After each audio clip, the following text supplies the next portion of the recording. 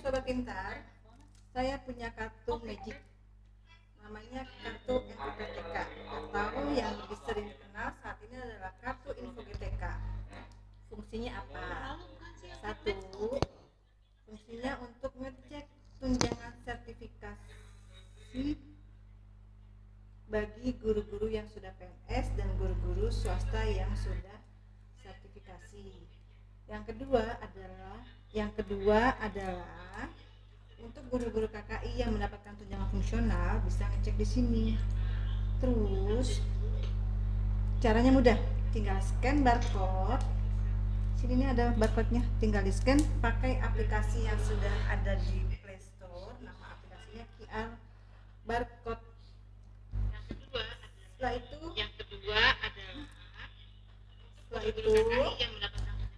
bisa di scan di sini.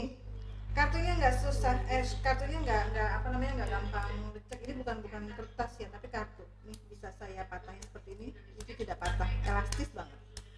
Terus ininya warna tintanya tidak mudah pudar, bagus banget. Sangat memudahkan untuk rekan-rekan bapak ibu guru, bapak ibu guru yang senior, yang maaf ya, yang terkadang suka lupa user sama passwordnya. Ini sangat mempermudah karena yang tadi saya bilang, tinggal scan di kartunya dengan mempergunakan aplikasi QR barcode, langsung login ke Info GTK. Mudah kan? Bagi rekan-rekan atau bapak ibu, rekan-rekan guru yang mau membuat kartu ini bisa menghubungi saya telepon 0858 8193 8183. Itu info penting dari saya yang pertama. Yang kedua, nah, Bapak Ibu, rekan-rekan semuanya nih, dengan kondisi pandemi begini kan kadang-kadang suka bete ya, suka capek ya, wah gimana gitu. Nah, kalau seandainya mau piknik, silakan menghubungi saya di nomor telepon yang tadi saya sebutkan, 0858 8193 8183. Ya. Terus kalau Bapak Ibu mau pesen catering juga bisa ke saya apa aja bisa loh Bu, saya apa aja ada. Jangan lupa menghubungi saya di nomor telepon 0858 8193 8183. Sambil menunggu siaran kita kali ini tentang pembahasannya tentang PIP, yaitu Program Indonesia Pintar. Itu tadi saya memperkenalkan yang pertama kartu Info GTK, yang kedua adalah tour and travel kami BHR Tour Jakarta, yang ketiga adalah catering kami dengan produk yang baru yang benar-benar masih grace adalah produk rotinya. Kalau misalnya mau, silakan jati ke nomor telepon saya. Oke, saya tunggu. Yuk, persiapan mulai streaming YouTube Radio Distrik. Di sini sudah ada Bu Sofi ya. Bu Sofi, apa kabar Bu Sofi? Ya Ibu. Ya. Apa kabar? Saya cek belum dibalas ya. Iya Bu. Sehat ya Bu ya. Alhamdulillah Ibu. Nanti teknisnya tadi saya udah ngobrol sama, udah ngasih tahu Bu Sofi ke Bu Linda juga. Jadi nanti ini kita program acara antar OPS ini kita program acaranya santai. Tuh, jadi membahas yang temanya intinya saat ini adalah PIP. Kita ngobrol santai aja, nanti mungkin ada beberapa teman atau tekniknya Ibu mau paparan dulu atau gimana nih Bu? Saya sesuai kebutuhan saja ya. Kalau seandainya bahan paparan itu sudah pernah dipaparkan mungkin sedikit kepada sekolah, ya nggak perlu nggak perlu dipaparkan kembali. Atau saya serahkan kondisinya seperti apa? Jadi kita tanya jawab aja kali Bu ya, karena kan beberapa teman-teman operator di lapangan sana kan banyak yang terkendala sama yang di webnya itu. Jadi nanti kita tanya jawab aja gitu mungkin ya Bu ya. Gimana Bu? Ya silakan Ibu. Oke, gitu aja ya. Jawab nanti baru nanti saya sampaikan paparannya. Mungkin ada yang mungkin perlu share screen Mas Yahya, Bu Sofi nanti mungkin mau share screen. Udah ya. jadi nanti kita tidak paparan Bu Sofi gitu ya, jadi kepanjangan juga kalau paparannya, jadi kita pemecahan masalah aja dengan adanya SK nominasi gitu ya Bu Sofi ya. Jadi saya undang juga rekan saya, teman operator Bang Alek, perwakilan dari SMP.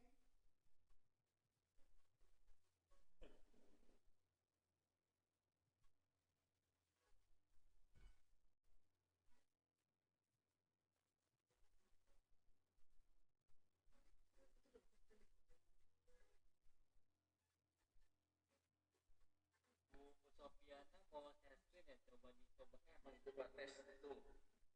Saya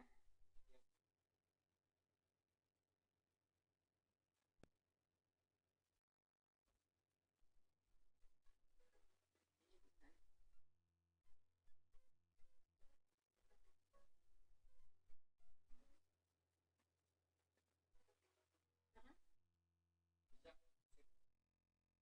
Terima kasih Bu Sofiana.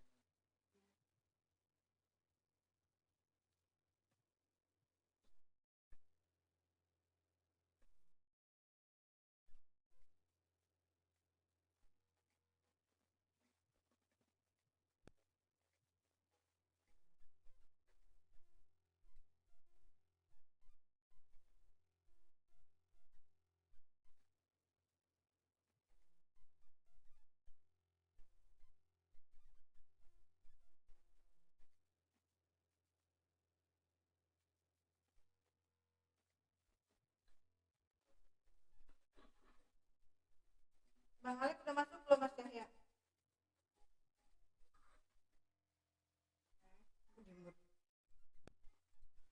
Mas Yahya.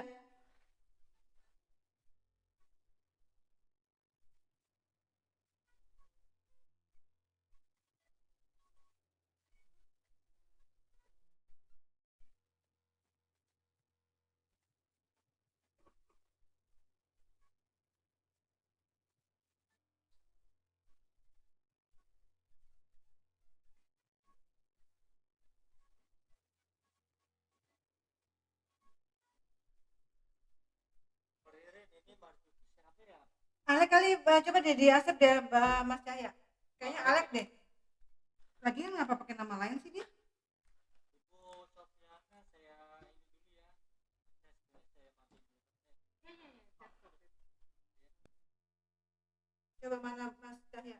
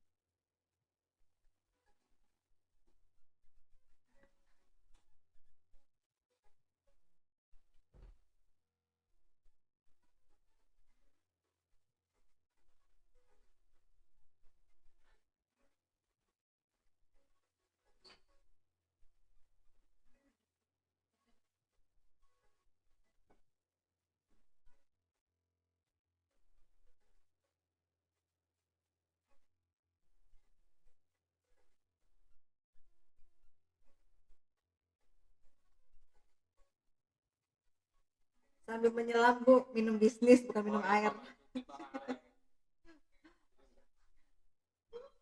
Ya, udah Mas Yahya, Bang Alek udah masuk ya? Bu Sofi udah standby juga, semuanya udah oke? Persiapan. Jadi gitu ya, tadi tekniknya ya, Bu Sofi ada. Tadi tekniknya jadi rekan-rekan nanti pakai masker dulu ya. Pakai masker. Setelah saya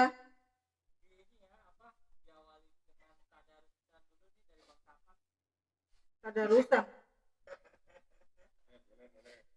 Bu Sofi, maaf, nanti Bu Sofi pakai masker dulu. Setelah saya opening, nanti baru dibuka maskernya. Enggak bawa ya? Enggak ada. Ada. Oke, siap. Udah.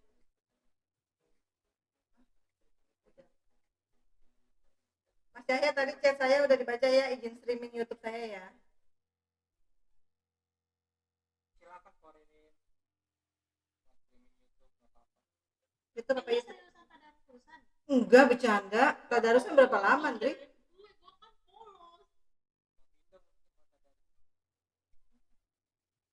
Ayo, siap ya Pak Riri? Ya, Itu aja dong, itu. Saya matiin.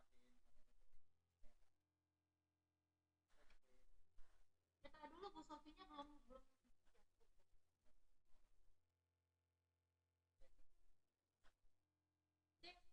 ya sobat pintar, sebelum kita mulai kita akan belum ya, kita persiapan dulu. Jangan lupa rekan-rekan lihat di YouTube channel saya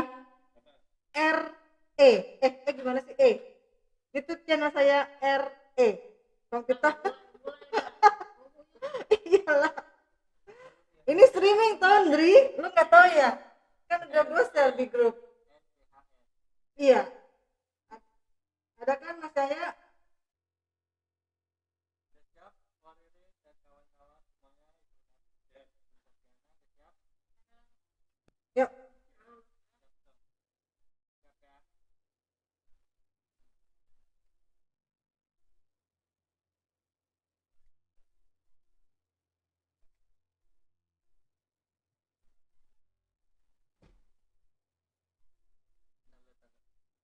Gimana sih udah siap tapi taruh-taruh. Bu Sofinya udah oke tuh, udah begini tuh. Ayo, mulai ya. Hitungan mundur dari 3, 2, 1. Assalamualaikum warahmatullahi wabarakatuh. Selamat siang sobat pintar semuanya, khususnya di DKI, umumnya di luar DKI. Apa kabarnya semuanya? Iya, dari Sabang sampai Merauke. Semoga selalu dalam keadaan sehat walafiat, tidak kurang satu apapun. Gitu ya rekan-rekan ya? Iya, untuk nanti dulu kita say hello dulu. Kita siapa tahu kan Bu Sofi kan baru kenalin sama saya doang nih. Buka masker yuk biar suaranya enak yuk. Nah, iya biar kelihatan. Penasaran ya? Iya, ramai banget dan pada penasaran banget gitu. Kok tiba-tiba ada SK, muncul SK, ada kemarin baru muncul juga SK nominasi gitu kan. Bagaimana juga bagaimana cara kerjanya. Untuk cara kerjanya teman-teman operator udah paham semuanya. Tapi teknik pengolahannya bagaimana nanti akan disampaikan dengan Bu Sofi gitu kan. Ya, udah pada kepo kan? Yuk, kenalan sama Bu Sofi. Bu Sofi, udah banyak yang chat saya, siapa sih wanita cantik itu? Biasanya yang diundang para lelaki, Poririn, sekarang yang diundang wanita cantik, siapa sih katanya? Iya, agak segeran dikit nih. Udah, mungkin Bu Sofi, silakan Bu Sofi memperkenalkan diri. Sekaligus PPK Bansos, dan kalau fungsionalnya saya perencana ahli muda. Mungkin cukup itu dulu ya. Oke, terima kasih Bu Sofi perkenalannya. Bu Sofi cukup lama juga ya? Cukup senior. lebih senioran Bang Alex, lebih senioran Bang Alex. Udah senior di sini. Oke, begitu tadi sobat pintar. Jadi kita menyapa Radio Listrik ini menyapa rekan-rekan yang menonton kita adalah sobat pintar Bu Sofi gitu. Jadi karena kan operator semuanya pintar-pintar, makanya kita sebut sobat pintar gitu. Termasuk juga guru di dalamnya ya, Pok. Yang nonton kita termasuk guru semuanya kita sebutnya sobat pintar. Oke, Pok. Yuk, lanjut. Gimana sobat pintar? Live chat sudah banyak pertanyaan belum, Indri? Yang japri ke saya udah ada malahan nih. Jadi tadi apa namanya? Kalau untuk paparan ini teman-teman sudah lebih menguasai paparan yang diberikan dari si kementeriannya Bu Sofi ya, dari Pusat Layanan Pembiayaan dan Pembiayaan Pendidikan. Ini teman-teman biasanya paparannya udah banyak. Tapi untuk pemecahan masalah kemarin juga banyak tuh Bu Sofi, ada yang tanya kok tiba-tiba nongol SK nominasi ya gitu. Terus ada beberapa teman juga yang baru mungkin operator baru ya Bu Sofi ya, mereka tiba-tiba kok nanya kok ada upload berkas ya gitu. Nah itu kayak gitu kan, kayak kata teman-teman nggak ada sosialisasinya, kok tiba-tiba muncul SK nominasi harus begini banyak pertanyaan macam-macam Bu Sofi gitu. Mungkin di live ada yang nanya Ko Indri. Ada nih Pok, dari Bang Aziz dari SMP Muhammadiyah 27 mungkin ya. Katanya mau tanya Bu Sofi nih, kok usulan sekolah belum SK itu kenapa ya katanya? Ya. Nah, bagaimana Bu Sofi? Ya, siap. Begini, saya mau menyampaikan terlebih dulu terkait sebenarnya siapa sih yang menjadi sasaran program Indonesia Pintar gitu ya. Dan mau tidak mau saya harus paparkan sedikit ya biar secara visual boleh, bisa silakan. lebih. Silakan Bu. Silakan Bunda. Masuk Bang. Udah masuk deh. Iya. Pakai ini speaker litek diubah. Baik, ini sudah nampak ya.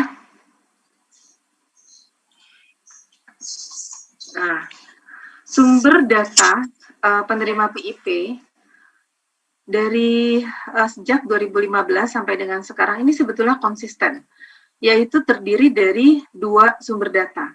Sumber data penerima ini tidak di luar dari 2 ini. Yang pertama adalah siswa dari keluarga miskin rentan miskin yang tercatat di DTKS sebagai keluarga miskin desil 1 sampai 4. Nah, desil 1 sampai 4 ini apa sih sebenarnya? Desil 1 sampai 4 ini, desil 1 itu paling miskin. Desil 4 itu rentan miskin. Nah, 2, 3 ini ada yang hampir miskin, ada yang miskin, kemudian yang 1 ini sangat miskin. Kemudian yang 4 ini hampir miskin. Rentan miskin, mohon maaf. Nah, di sini DTKS ini merupakan database yang diterbitkan oleh Kementerian Sosial. Singkatannya atau kepanjangannya yaitu Data Terpadu Kesejahteraan Sosial. Kenapa sih disebut desil 1 sampai dengan 4? Ya karena memang DESI itu kan 10 ya. Kalau dibagi menjadi sekian, keluarga se-Indonesia ini dikelompokkan dari yang paling miskin, nah itu dapat 1 sampai dengan 4 itu merupakan yang bisa dikatakan miskin, rentan miskin. Lalu bagaimana dengan keluarga miskin, rentan miskin yang nggak tercatat di DTKS? Ada nggak sih keluarga miskin, rentan miskin yang nggak tercatat di DTKS? Ada, banyak. Tidak tercatat di DTKS karena ada prosedur yang tidak dipenuhi, sehingga tidak tercatat di DTKS. Urusan siapa sehingga keluarga ini bisa tercatat di DTKS? Urusannya Dinas Sosial dan Kelurahan. Nah, itu jawabannya. Kemudian yang menetapkan adalah Kementerian Sosial. Lalu bagaimana dengan keluarga miskin yang nggak tercatat di DTKS? Maka kami di Kementerian Pendidikan, yang mana fungsi kami adalah menyalurkan dana bansos program Indonesia Pintar untuk keluarga miskin, rentan miskin, maka kami memberikan kesempatan kepada Dinas Pendidikan untuk mengusulkan. Di sini yang perlu dicatat adalah Dinas Pendidikan dan pemangku kepentingan. Jadi bukan usulan sekolah, gitu ya. Bukan usulan sekolah. Kemudian dari mana Dinas Pendidikan mengusulkan ke kami di Pusat Layanan Pembiayaan Pendidikan, ini kita singkat PLAPDIK ya, Puslapdik, Pusat Layanan Pembiayaan Pendidikan. Dinas Pendidikan dan pemangku kepentingan mengusulkan kepada kami di Pusat Layanan Pembiayaan Pendidikan. Nah, Dinas Pendidikan ini mengusulkan kepada kami berdasarkan status atau kelayakan siswa tersebut yang telah disampaikan, yang sudah disampaikan oleh satuan pendidikan melalui aplikasi Dapodik. Nah, kemudian dengan yang pemangku kepentingan, ya sama. Pemangku kepentingan menyampaikan kepada kita usulannya sebagaimana Dinas Pendidikan menyampaikan usulan kepada kami melalui sistem informasi program Indonesia Pintar. Nah, siapa saja pemangku kepentingan? Oh iya, macam-macam. Semua institusi yang mau membantu mengusulkan atau mengidentifikasi bisa mengusulkan kepada kami. Yang pasti jelas mereka harus punya visi dan misi yang sama untuk membantu masyarakat miskin, gitu ya. Nah, antara 2 ini, 1 dan 2, kita mengutamakan yang 1 dulu. Sehingga selesai pekerjaan kami untuk penyaluran kepada siswa dari keluarga miskin, rentan miskin yang tercatat di DTKS sebagai keluarga miskin desil 1 sampai dengan 4 selesai, barulah kita menyalurkan untuk usulan dari Dinas Pendidikan dan pemangku kepentingan. Gitu. Ini yang menjadi teori gitu ya di dalam Persesjen, Peraturan Sekretaris Jenderal, bahwa hanya 2 ini saja sumber yang kita gunakan untuk ditetapkan sebagai penerima PIP. Silakan, ini mungkin apakah sudah terjawab atau belum? Ya, sepertinya sudah terjawab ya, Ko Indri ya. Berarti gimana, Indri? Ya, sudah.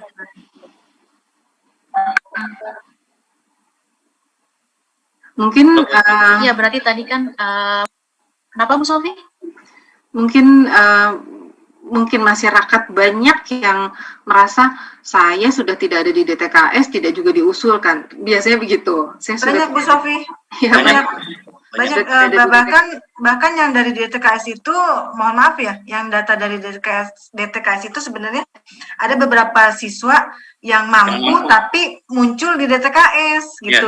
Jadi yang dia harusnya dapat PIP malah dia nggak muncul di DTKS dan tidak dapat PIP begitu. Iya Ibu, begini ya Bu ya, kita bicara tentang kesohihan data ini ya memang tergantung daripada yang menginput. Karena memang kami di kementerian, di Pusat Layanan Pembinaan Pendidikan ini, di Puslapdi, ketika kami menerima data DTKS ini yang telah dipadankan dengan Dapodik, tentunya kami berkejaran dengan waktu, dibatasi waktu, dan kami tidak ada juga kepentingan ataupun urusannya untuk memverifikasi kembali apakah data tersebut sebetulnya sudah valid atau belum, apalagi mengingat jumlahnya yang sangat banyak. Iya, ribuan dicek satu-satu nggak mungkin ya Bu Sofi ya. Jutaan ya. Jutaan gitu, banyak bener. Kemarin tuh 12 juta Ibu hasil pemadanan DTKS dengan Dapodik, dan nggak mungkin satu persatu kita minta konfirmasi ke dinas juga, meskipun misalkan kita tidak melakukan benar-benar melihat siswanya, kita mengandalkan dinas pun pasti akan kelelahan, andaikan kita beri waktu 2 minggu begitu ya, pasti dinas juga akan kelelahan. Dan yang perlu diingat di sini adalah kita bukan entitas yang sanggup menilai keluarga itu miskin atau tidak.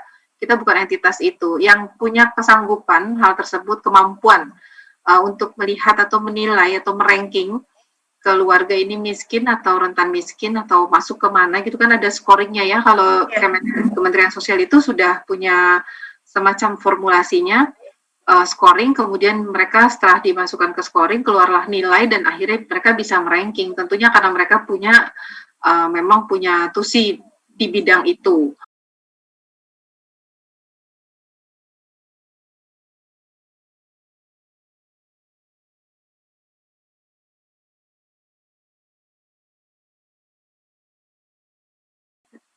Sebenar-benarnya ini tidak diperbolehkan. Kami menyalurkan bansos di luar dari yang DTKS itu sebenarnya kami tidak diperbolehkan. Namun kami tetap mencantumkan itu di dalam Persesjen, dan sebagai pengguna anggaran Pak Mendikbud kita dari tahun ke tahun pun menginginkan yang seperti ini.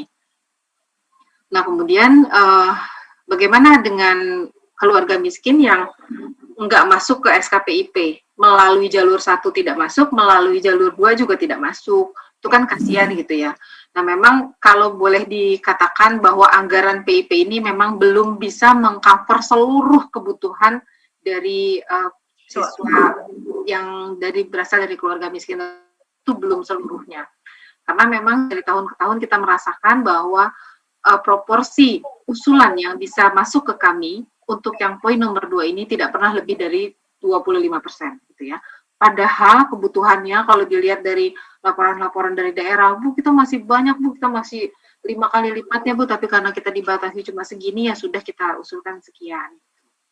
Nah, memang yang kita dengar seperti itu, kita nomor 1 ini menjadi kewajiban sesuai dengan Perpres bantuan sosial kepada masyarakat miskin, itu yang untuk memenuhi nomor 1 ini.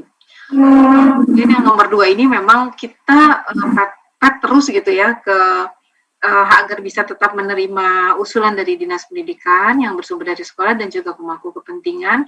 Nah itu kita arahkan untuk benar-benar yang paling miskin di antara yang miskin gitu ya, yang diusulkan kepada kita agar betul-betul tidak agar betul-betul yang paling miskin ini bisalah menerima program Indonesia Pintar. Yang menjadi tanda tanya besar sebenarnya di sini, kenapa sih keluarga miskin ini tidak masuk DTKS gitu ya? Andai kan semuanya masuk DTKS, meskipun anggaran kita kurang, berarti kan kita bisa bicara gitu ke anggaran gitu ya, ke DPR bahwa nih DTKS-nya sekian gitu. Jadi kita membutuhkan anggaran sekian. Tapi karena memang tidak kunjung masuk ke DTKS, inilah yang seolah-olah cerminan keluarga miskin hanya segini gitu, tidak sebanyak PIP sekarang 17 juta. Oke Bu, terima kasih. Ya. Jadi memang berdasarkan data DTKS ya Bu ya. Lalu bagaimana nih Bu, kalau misalnya ada siswa yang benar-benar miskin belum tercatat ke DTKS sementara dia menginginkan terdaftar gitu di PIP, bagaimana Bu caranya? Ya, kalau dia tidak terdaftar di DTKS dan ingin mendapatkan PIP, dia harus diusulkan oleh sekolahnya. Kemudian melalui sekolah, melalui Dapodik itu ya Bu Sofi ya? Ya, layak PIP. Kemudian layak PIP. Ya, kemudian Dinas Pendidikannya memastikan bahwa dia diinput sebagai siswa yang diusulkan melalui si Pintar. Nah, semua siswa yang sudah layak PIP ini dapat diusulkan oleh Dinas Pendidikan. Nah, kalau dia belum layak, ya tidak bisa diusulkan oleh dinasnya gitu. Nah, kemudian ketika dinasnya mengusulkan ke kita dalam keadaan pada saat diusulkan dia statusnya layak, kemudian pada saat kita mau menetapkan SK, kita cek lagi ke Dapodik, ternyata sama sekolahnya sudah kembali dibuat tidak layak. Nah, ini yang berarti nggak sinkron ya? Ini terjadi, yang satu mengusulkan, yang satu tidak layak ya? Dan,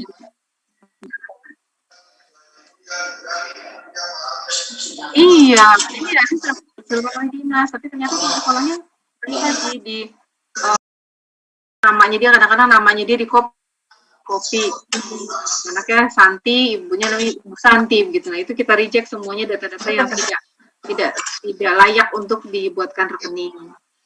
Nah, memang dari pihak sekolah ketika sudah layak PIP begitu, ya tidak bisa yang dilakukan kecuali memang memantau kepada Dinas Pendidikan bagaimana nih, apakah yang kita usulkan ini bisa diusulkan oleh Dinas Pendidikan ke kementerian.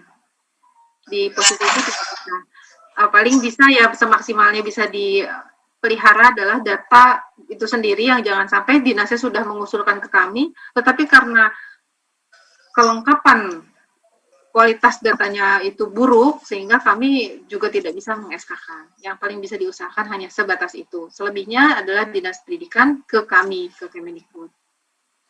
Gitu. Jadi tinggal menunggu ya, Bu? Iya.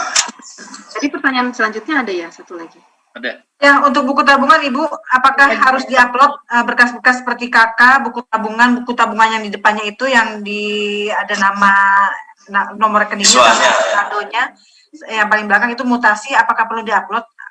Iya, begini Bu, kami sebenarnya juga sebenarnya jujur saja kami juga sebenarnya nggak tega gitu dengan sekolah untuk dibebankan scan gitu ya Bu ya, penguploadan semacam itu, apalagi buku tabungannya sudah dipegang oleh siswa, dibawa lagi ke sekolah, ya, betul, takutnya malah tercecer.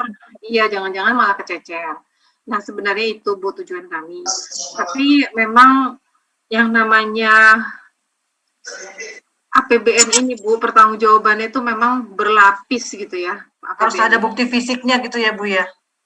Iya, APBN ini pertanggungjawabannya memang betul-betul berlapis. Kita tidak bisa menyampaikan kepada BPK gitu ya, selaku institusi yang memang betul-betul harus memastikan uang negara ini betul-betul tepat sasaran.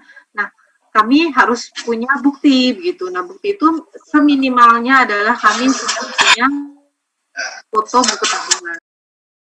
Yang, waduh, ini kalau seandainya kami meminta kepada sekolah ya tentunya butuh waktu.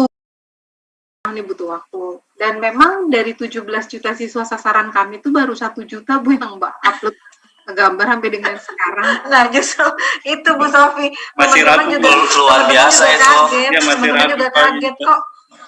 Apa yang tadi saya bilang, ada operator yang baru lah, kok harus upload berkas gitu, sementara kalau siswanya yang penerima PIP-nya hanya berkisar di bawah 50 nggak masalah, tapi kalau gimana dengan yang ratusan begitu. Sementara kan kalau SMP kan banyak siswanya Bu Sofi gitu. Jadi Ya, memang Bu. Ya, ya ini memang kita nih sebagai penyalur itu Jangan tuh nggak masuk. mungkin kita sudah bisa menekan sampai ke Nanti gue yang keluar kali ya, gue di sana kali ya. Tadinya memang Agak di belakang jauhan. tadinya malahan kami harus mempertanggungjawabkan juga Bu, apakah sesuai dengan peruntukan. Ini sudah benar sesuai peruntukankah membeli alat tulis, membeli seragam sekolah, membayar transportasi, harus membuktikan sampai sejauh itu. Nah, ini kita sudah menekan seminimal mungkin sampai dengan buku tabungan gitu untuk tahap ini. Sampai dengan tahun ini kami memang belum meminta pertanggungjawaban ke sekolah terkait penggunaan dana bansos PIP, apalagi sampai ke siswanya gitu harus benar-benar memastikan apakah pembelanjaan yang dilakukan menggunakan dana PIP ini sudah sesuai dengan yang ada di Persesjen. Tepat sasaran belum gitu ya Bu ya? Belum sampai ke sana Bu. Kita memang masih menekan sampai dengan saat ini. Cukup deh buku tabungan aja. Ini pun masih 1/17 berarti ya. Kan 17 juta yang upload baru 1 juta. Ini sudah berjalan 1 tahun. Bukan dari DKI ya Bu, yang pertama. Aduh, apalagi dengan kita yang operator DKI ya Bu, aduh, dengan aplikasi online yang banyak, merasa keberatan mungkin ya Bu Ririn ya, kalau misalnya udah KJP juga ngupload, PIP juga ngupload, semuanya serba diupload. Kalau saya sih mudah-mudahan sih jangan sekarang dulu ya. Iya, kalau misalnya keren kalau Ririn batalkan sih nggak mungkin ya Bu ya. Ini karena ini benar-benar permintaan dari BPK, semua penerima sebenarnya diatur juga Bu di Perpres bahwa setiap penerima bansos itu harus menyampaikan laporan gitu. Itu memang ada pasalnya penerima bansos. Berarti kan sekecil apapun juga tetap harus menyampaikan laporan gitu. Nah, sekecil apapun ini kita sederhanakan lagi nih. Biar nggak salah penggunaannya ya Bu Sofi ya. Nah, itu dia. Apakah sudah benar penggunaannya? Iya, takutnya nanti uang dari PIP itu harusnya beli alat tulis, nggak taunya malah dibeliin dibeliin itu ya, dibeliin emas gitu ya. Kebanyakan begitu Pak Riri. Dibeliin emas, dibeliin cincin, apa gitu ya. Takutnya kaget. Iya, selama siswanya masih sekolah, mungkin itu saling silang ya Bu. Misalkan begini, ketika membutuhkan uang, ibunya pinjam uang ke tetangga untuk dan sepatu. Ketika dana PIP cair, uangnya untuk bayar utang, kan sebenarnya uang itu untuk beli sepatu dan seragam sebenarnya. Jadi tidak perlu dilaporkan untuk bayar utang loh, itu malah jadi salah gitu. Karena ketika mengutang kemarin kan untuk beli sepatu ditalangin dulu. Iya, jadi perlu wise juga di sini, Uangnya untuk apa? Untuk beli beras ya, karena kemarin memang ketika punya uang untuk beli seragam, mereka sedang lapar ya beli beras dulu gitu. Ketika uang PIP cair, akhirnya beli seragam dulu, ketika uang PIP cair beli beras. Berarti kan memang selama siswanya masih sekolah sebenarnya itu membuktikan bahwa uang PIP ini berguna.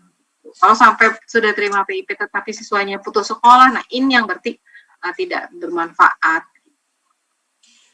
Sekolah bisa nggak Bu untuk menolak jika ada penyimpangan dalam penggunaan atau penyalahgunaan dalam dana PIP itu bisa tidak Pak Bu? Dibatalkan atau memblokir gitu data siswa itu?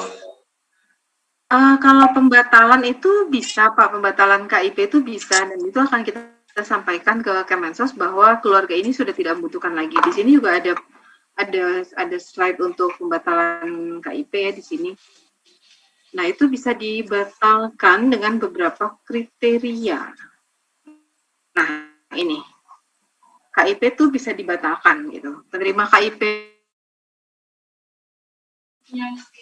seperti apa yang bisa dibatalkan? Yang pertama, yang meninggal dunia tentunya harus dibatalkan. Kemudian dia putus masuk ke bangku sekolah, sehingga dia bisa dibatalkan penerima KIP. Keberadaannya tiba-tiba dia ikut orang tuanya kerja dan akhirnya masih tercatat tidak podik, ya sudah terkatung-katung, meskipun dia terima KIP dia harus dibatalkan. Kemudian ada juga sebagian kecil yang menolak, kita nggak miskin-miskin amat kok masih sanggup gitu. Nah itu memang harus dibatalkan karena bisa diisi oleh orang lain lagi kuotanya. Kemudian dia tidak lagi menjadi penerima PIP prioritas. Misalnya, yaitu dia bukan karena dianya sudah mampu menyampaikan bahwa dia sudah mampu, tetapi dilihat memang dia bukan keluarga yang membutuhkan bantuan PIP. Kemudian tercatat sebagai penerima ganda. Nah, ganda ini penerima KIP ganda. Nah, ini ganda ini bisa disebabkan oleh DTKS-nya juga. DTKS itu banyak juga data yang ganda. Jadi salah satunya tetap harus dibatalkan. Bun, boleh tanya, Bun? Silakan, Bun, boleh. kalau misalnya data itu dari sebuah partai gimana, Bun? Apa bisa dilakukan apa tidak, Bun? Kadang orang tua mengusulkan dengan tujuan dari suatu partai gitu. Ya. Nah, itu kadang orang tua minta surat berdasarkan edaran yang dari sebuah partai itu, ketua partai atau apa gitu. Banyak kan kemarin itu kejadiannya seperti itu, Bun. Iya, begini teman-teman, untuk usulan Dinas Pendidikan dan pemangku kepentingan seperti tadi